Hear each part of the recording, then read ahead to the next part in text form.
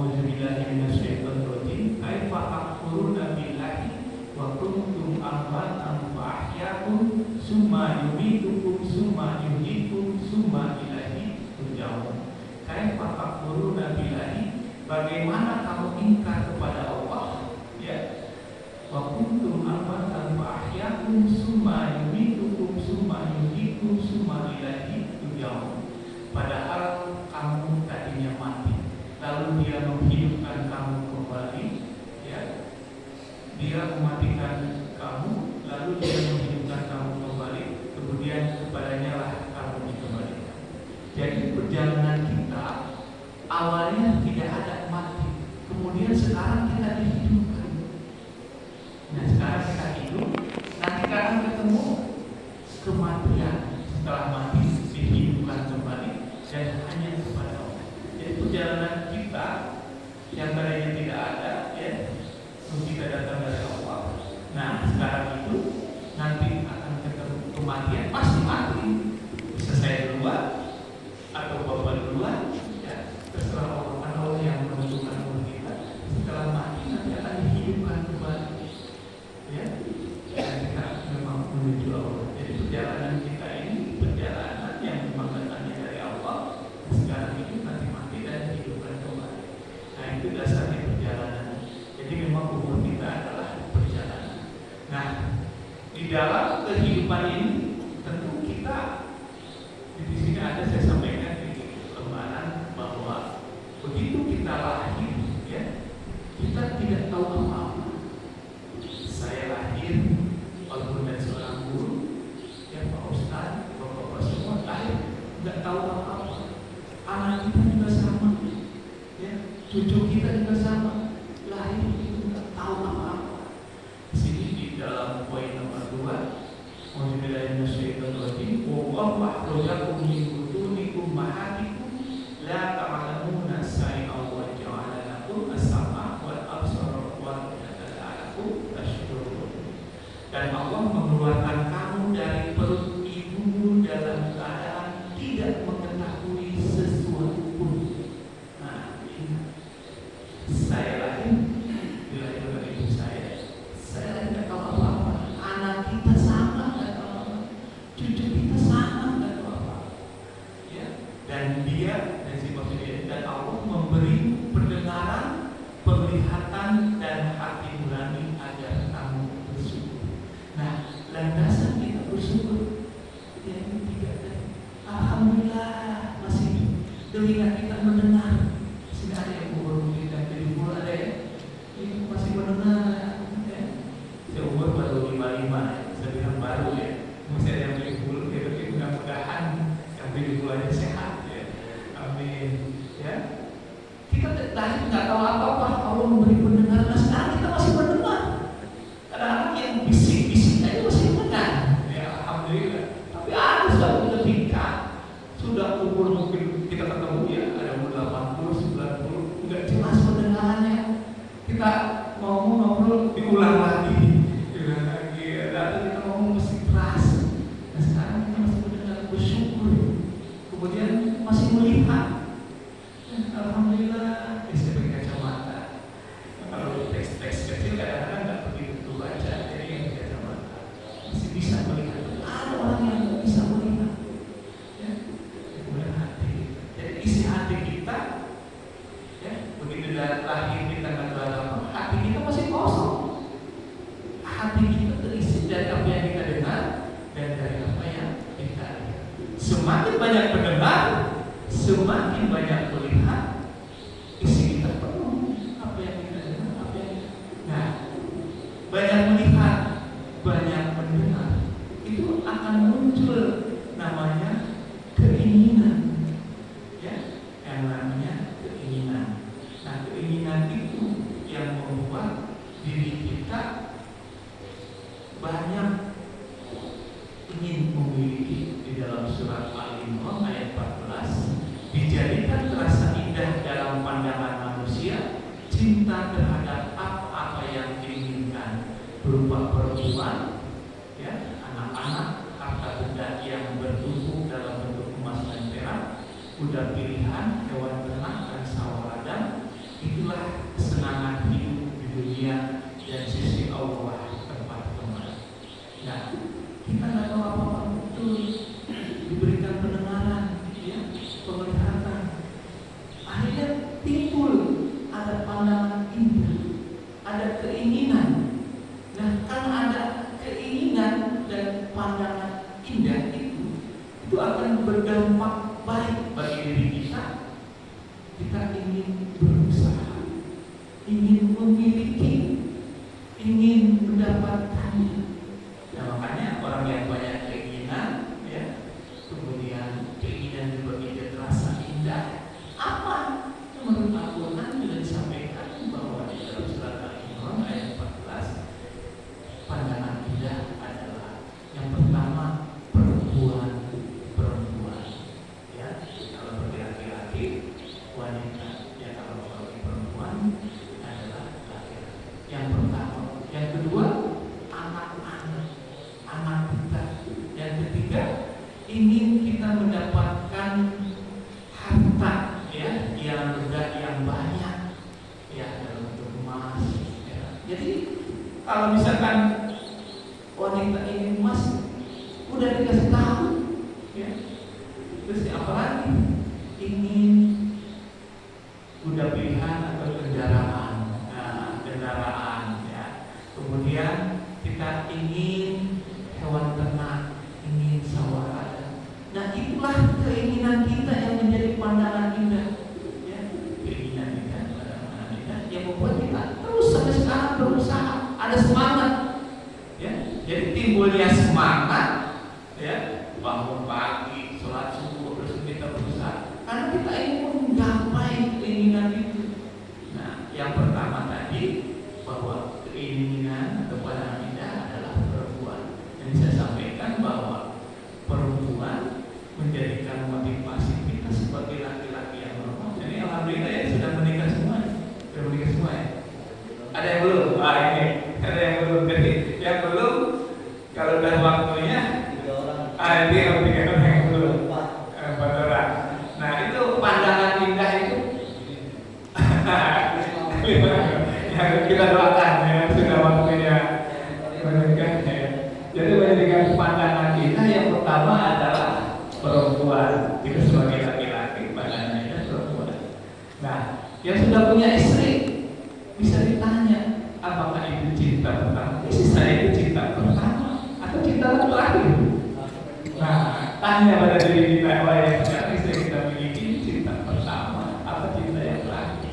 Kalau ini cinta terakhir, hati kita ngomong cinta terakhir. Kalau udah meninggal nggak ada cinta lagi. Karena udah meninggal udah setahun nikah lagi, berarti bukan cinta yang terakhir. Yang jelas istri kita itu jodoh kita saat ini, ya. Kalau udah meninggal lagi, ya itu jodoh kita selanjutnya, ya. Kalau cinta pertama, ya, cinta yang kedua. Kalau cinta pertama udah punya istri masih sempet lagi sama wanita, jadi cinta kedua, ya. Jadi nah, ini yang belum menikah, ya, mohon maaf, bisa jadi banyak pilihan, ya. Kalau banyak pilihan bingung. Pak Ustaz nanti kita mendapatkan. Ya, jadi di sini saya kasih topik, surga kita dimulai dari rumah kita, ya. Anak-anak kita berpotensi berhasil karena di rumah kita jadi surga kita. Nanti kan di sini di dalam surat Al-Baqarah, ya, di dalam poin 1. Auzubillahi minasyaitonirrajim. Wa minhum may yaqulu rabbana atina fid dunya hasanah wa fil akhirati hasanah wa qina azabannar. Wa minhum may yaqulu, dan di antara mereka ada yang berdoa, rabbana atina fid dunya hasanah, ya Tuhan kami, berilah kami kebaikan di dunia, ya, wa fil akhirati hasanah wa qina azabannar, dan kebaikan di akhirat, dan lindungilah kami dari azab. Nah, keinginan kita itu sama, saya juga sama, ingin sekali di dunia ini dapat kebaikan, dapat kebahagiaan, dapat kemudahan. Nah, indikasi bahwa hidup kita bahagia, senang di dunia terasa ada di mana? Ada di rumah kita. Surgaku, ya, rumahku, surgaku. Yang terkenal gitu, ya, baiti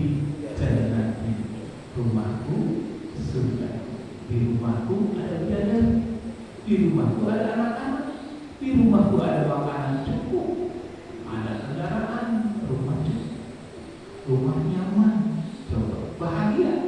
Di dunia yang di mana surga di dunia ada di rumah. Coba akui, saya mengakui capek berangkat pagi, ya kerja pulang sore, kemana lagi pulang? Datang dari rumah kerja, balik ke rumah.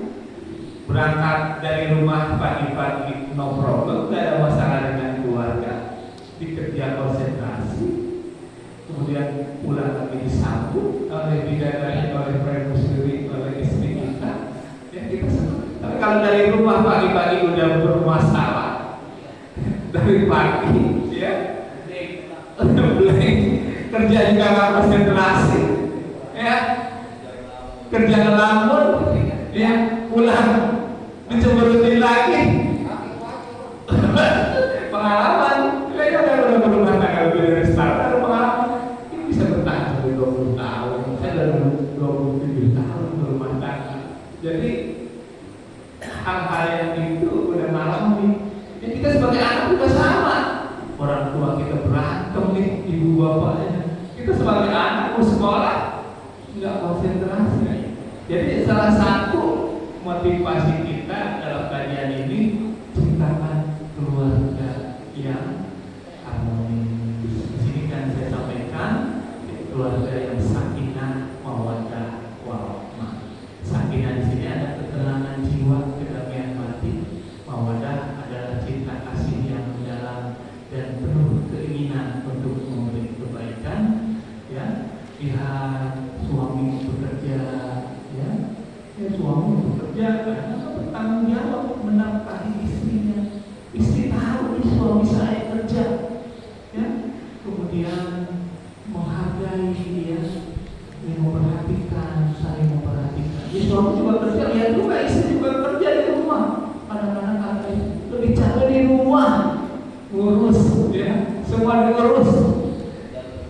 Iya, kerjaan lebih banyak, nyuci anak-anak, makanya kita capek nih nanti kalau yang belum menikah punya anak satu, kita udah capek di rumah, gantian dong, gantian sih ngurusin, ya kita udah capek di rumah suruh gantian ngurus anak, ya. Dan itu biasanya, ya pasti ada pengalaman semua juga sama, ya. Dan kemudian rahmah yaitu dapat rahmat dari Allah, dapat pengampunan, kelembutan dari Allah. Ya, jadi itulah memang ketenangan kita, ya, itu ada di dalam rumah. Makanya orang kita bahagianya kita indikasinya dari rumah. Kita ya Allah ingin di akhirat, udah di dunia dulu dari kita dapat surga dunia, ya, kepuasan kita ya dengan pasangan kita. Makanya semangat semua pada usaha bangun pagi. Orang yang belum menikah, yang mohon maaf nih, walaupun sekarang masih semangat, lebih udah menikah, lebih semangat lagi. Belum menikah rezekinya seperti itu, udah menikah tambah lagi rezekinya. Bukan berarti nikah lagi jangan. Udah menikah tambah lagi rezekinya. Punya anak, bawa lagi rezekinya. Coba rasakan sebelum menikah, saya udah menikah punya anak tambah lagi. Karena memang ya kita beribadah untuk Allah. Makanya penting kita punya keluarga yang baik. Makanya kalau ingin tahu diri kita baik, ya, anak kita baik, lihat keluarga kita. Nah, makanya penting surga kita dimulai dari rumah kita. Semua punya keluarga. Kita ingin udah berumah tangga, anak-anak kita sukses, tapi ciptakan bahwa kita tadi sesuai dengan ayat An-Nahl ayat 78, setiap yang lahir dari perut ibunya tidak tahu apa-apa, pendengarannya, penglihatannya itu yang memasuki ke dalam hati. Anak kita lahir tidak tahu apa-apa, dia menjadi tahu kan kita ngomong. Jadi dengan pendengaran itu, ya, mendengar itu dari omongan, dari kata-kata ibunya, bapaknya, yang terdekat, dari kakeknya, dari pamannya. Nah, membuat itu berkisah. Penglihatan dari tingkah laku kita orang tuanya, ibunya, tingkah lakunya,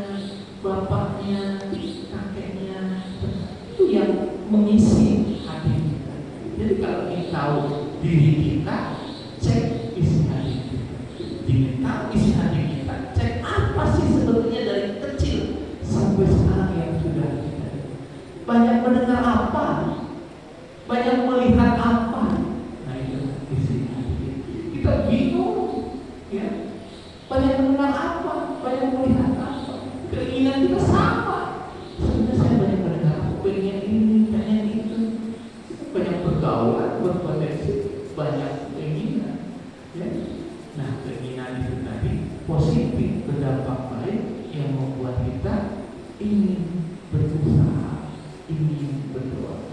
Jadi adanya keinginan kita berusaha, berdoa, karena ada keinginan, ada cita-cita. Makanya kita jangan khawatir, semakin umur bertambah keinginan semakin bertambah. Ingin punya rumah, udah punya rumah, ingin punya rumah lagi, punya kendaraan satu, anak dua, kurang, ingin nambah lagi terus. Jadi bagus adanya keinginan membuat kita ingin berusaha. Nama istri lagi. Kalau istri pertama udah memberikan pilihan, bang nikah lagi aja nih, aku udah gak kuat, udah nikah. Istrinya kasih tahu, nih ini cocok apa cocok. Nah itu jempol deh. Jadi istri yang pertama nyaranin nikah lagi, dan memilih ini jarang-jarang kayak gitu ya. Maunya tuh. Iya, yang satu aja belum kita latihin, ya. Belum kita senengin, ya.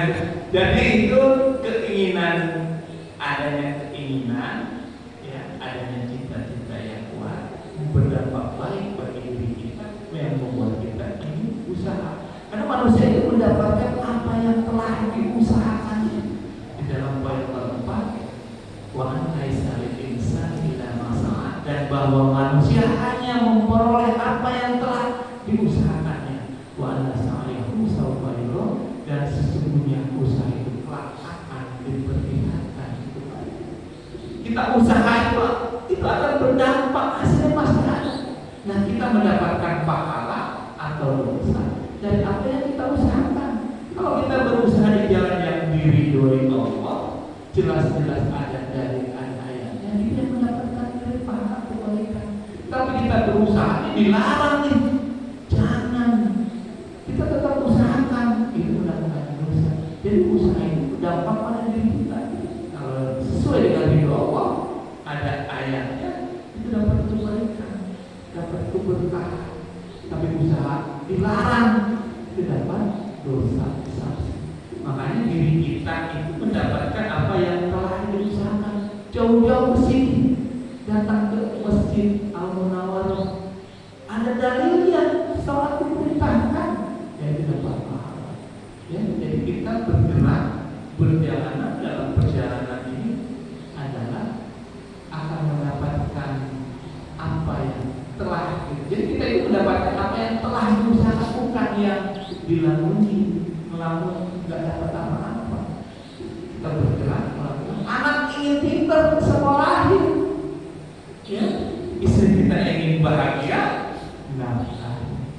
Kalau kita sebagai suami menafkahi yang cukup, jangan minta pelayanan otomatis. Benar nggak Ustaz? Istri nafkah cukup, nggak diminta, udah kita lebihin, ditawarin, dicukupin, ditawarin. Kalau kurang kita puyeng. Nah, kurang udah sebulan nggak dapat kasih sayang, lebih pusing lagi. Benar nggak? Ya pengalaman itu semua. Jadi kita memang penting ya dalam keluarga, ya kita ingin di rumah kita menjadi surga kita, ya.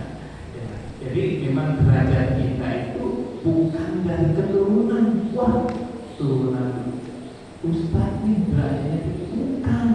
Al-Quran disampaikan di dalam surat Al-An'am, wa likulli darajatun mimma 'amilu wa ma rabbuka bighafilin 'amma ya'malun, dan masing-masing orang ada tingkatannya sesuai dengan apa yang mereka kerjakan, dan Tuhanmu tidak pernah terhadap apa yang mereka kerjakan.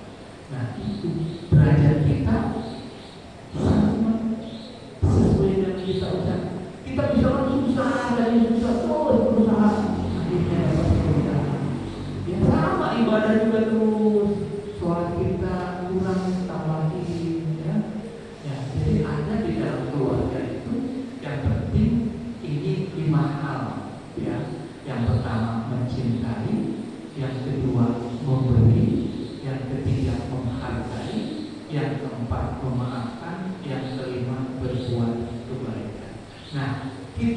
udah mencintai, itu ada potensi ingin memberi.